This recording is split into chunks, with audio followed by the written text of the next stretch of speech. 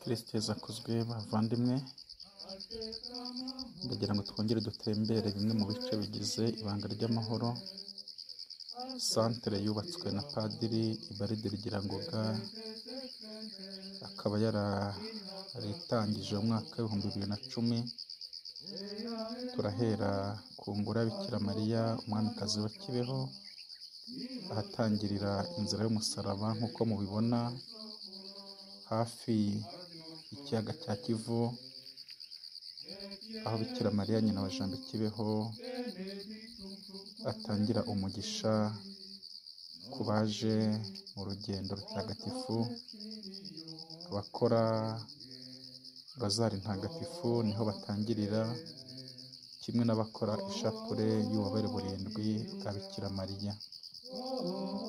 Ni umugisha rero kuza gusengera ku ibanga ry'amahoro, kuko mubona abasaseridoti ba paruwasi ya Runyanzovu bari baje mu rugendo nyobokamana no gusura abapadiri bakorera ubutumwa ku ibanga ry'amahoro.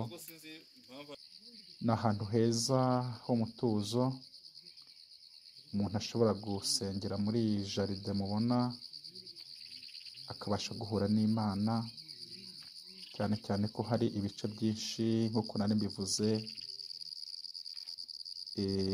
rozari ntagatifu, inzira y'umusaraba, ndetse n'iyi nzira mubona y'ububabare, ishapule y'ububabare burindwi bwa Bikira Mariya, aho irangirira haruguru hafi y'ishusho ya Yezu Nyirimpuhwe hari esikariye abantu basengeraho bapfukamye bagana Yezu Nyirimpuhwe, ndetse n'ibindi bice binyuranye byo muri iyo jarida mu busitani abantu basengeramo. Ni hanini cyane rwose nk'uko mubibona, bitegeye ikiyaga cya Kivu, ntibigira uko bisa rero kuza kuhasengera, cyane cyane abatarahagera.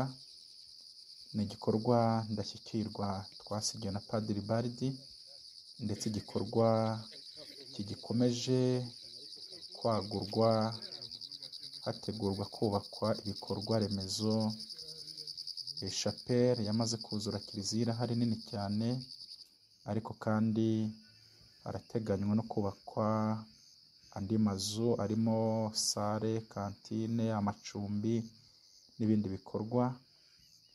Murabona ko haza gusengera abantu banyuranye, ndetse n'abaturutse mu yandi madini baza kuhasengera, urubyiruko, abitegura gushinga urugo, abafiyanse barahaza bakahasengera bagatura Imana ibyabo byose.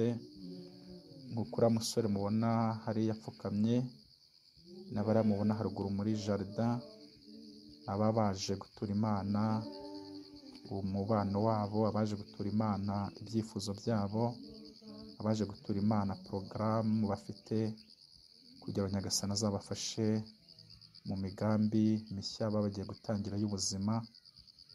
Umuntu rero uhageze araruhuka, kuko Yezu Nyirimpuhwe aba yiteguye kumwumva no kumuhumuriza. Ni santere y'ihumure. Padiri Ubald yifuje ko abantu bahakirira ibikomere ari ibyatewe n'amateka ya Jenoside yakorewe Abatutsi muri 1994, ari n'ibikomere bisanzwe by'ubuzima bwo kuri iyi si bitajya bibura. Yifuza ko rero umuntu wese ugeze ku ibanga ry'amahoro yaharuhukira, ariko agatera n'intambwe mu gusaba ndetse no gutanga imbabazi binyuze kuri Yezu Nyirimpuhwe, wiyereka abaje bamugana kandi akabaha umugisha.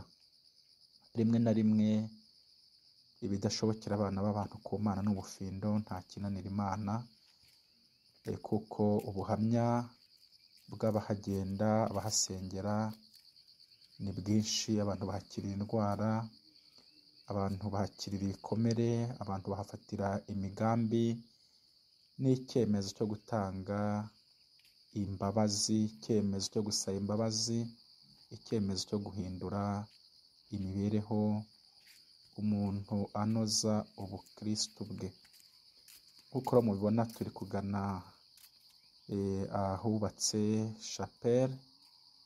Ibyo byose ni ibice mubona bigize santere Ibanga ry'Amahoro. Iriya ni chapelle nshya Padiri Ubald yasize atwubakiye. Iyi ni ishusho ya Bikira Mariya umwamikazi w'urukundo, abafite ibyo basaba umubyeyi banyura kuri ya shusho nayo iri mu marembo y'Ibanga ry'Amahoro yakira abaje bagana Yezu. Ku Ibanga ry'Amahoro Bikira Mariya umwamikazi w'urukundo akabakirana urukundo, kandi ahora yiteguye kubasabira icyo Yezu yabafasha, agira ati icyo ababwira cyose mugikore. Kandi ni agace rwose kanyurwamo n'abantu bacecetse, zone de silence, kugira ngo abantu babone ituze, nta rusaku rurangwa ku Ibanga ry'Amahoro. Kandi bimaze kuba akamenyero, umuntu wese ushaka gutuza, abantu baturutse mu bice bitandukanye by'igihugu cyacu, abaturutse muri Congo ndetse n'ahandi, baza ku Ibanga ry'Amahoro, ahantu rwose hatuje, bagasengera muri iyo kiliziya mureba yafunguwemo umuryango w'impuhwe, kandi kiliziya nziza cyane y'akataraboneka.